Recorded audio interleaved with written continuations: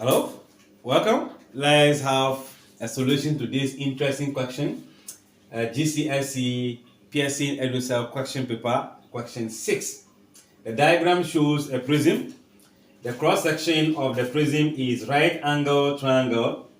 Then the base of the triangle has the length of 5. The prism has the length of 25 centimeters.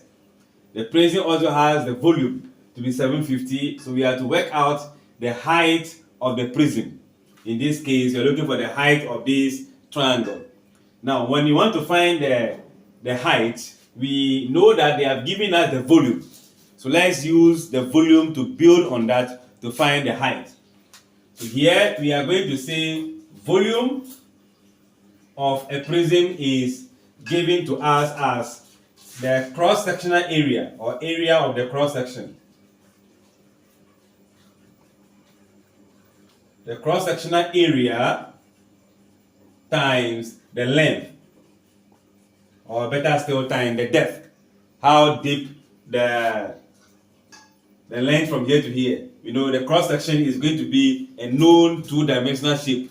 So how deep or what is the pile of that cross-section to produce the length of the prism.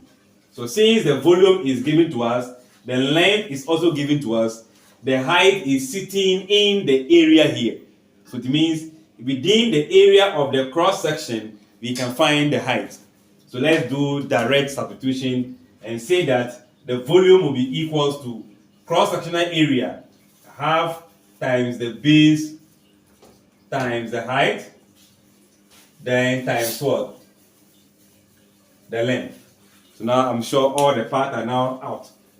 The cross-sectional area is a triangle. So half times the base times the height give us the cross-sectional area. So now we can do direct substitution as in the volume has been given as 750, half of the base, which is 5, times the height. Then times what? 25 as the length. How deep the prism is. Let's do our manipulation. We know 5 will multiply this divided by this.